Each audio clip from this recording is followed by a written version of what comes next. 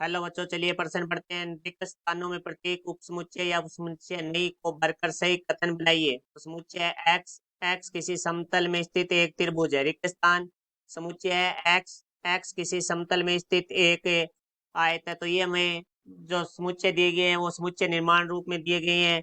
अब हम बात करते हैं मुख्य अवधारणा। तो हमारा जो प्रश्न है वो समुच्चय से संबंधित है, जिसमें हमें दो प्रतीक चिन्ह दिया गया। जैसे पहला प्रतीक चिन्ह है ये प्रतीक चिन्ह है वो हमारा होता है उप समुच्चय का। और दूसरा हमारा जो प्रतीक चिन्ह दिया गया है वो ये हमारा होता है उप समुच्चय नहीं का। मतलब जब उप समुच्चय नहीं है एक समुच्चय दूसरे का, उस स्थिति में ये हमारा प्रतीक लगता है। अब देखो उप समुच्चय क्या होता है।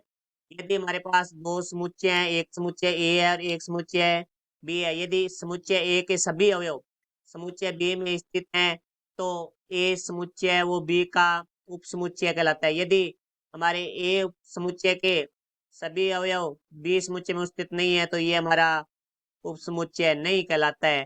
तो अब देखो हम प्रश्न के बारे में बात करते हैं। तो प्रश्न में हमें बाईं तरफ एक समुच्चय दिया गया है जहाँ लिखा गया एक्स एक्स किसी समतल में स्थित एक त्रिभुज है।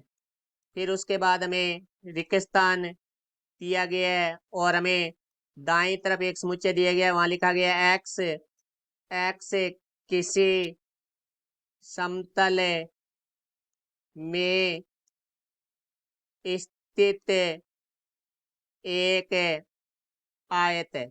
तो देखो भाई, यदि हमारे बाईं तरफ जो समुच्चय है उसके सारे अवयव दाईं तरफ वाले समुच्चय में स्थित है तो वो हमारा उप समुच्चय होगा, अन्यथा वो नहीं होगा। तो हमारे बाईं तरफ में कहा गया किसी समतल में स्थित एक त्रिभुज है। तो यहाँ तो हमारी त्रिभुज की बात हो रही है, जबकि हमारे दाईं तरफ है वो समतल में स्थित एक आयत की बात हो रही है। तो क्योंकि यहाँ त्रिभुज है बाईं तरफ वाले समुच्चय में और दाईं तरफ वाले में हमारा आयत है, तो इनमें कोई भी अवयव हमारा वो बेनिस्ट नहीं है। इसका अर्थ है कि हमारे बाईं तरफ वाले समुच्चय का एक भी अवयव हमारे दाईं तरफ वाले समुच्चय में स्थित नहीं है। इसका अर्थ हुआ कि ये उप समुच्चय नहीं है, तो ये चिन्ह लग जाएगा हमारा। तो ये हमारे प्रश्न का उत्तर हुआ। आशा करता हूँ समझ आया होगा। धन्यवाद।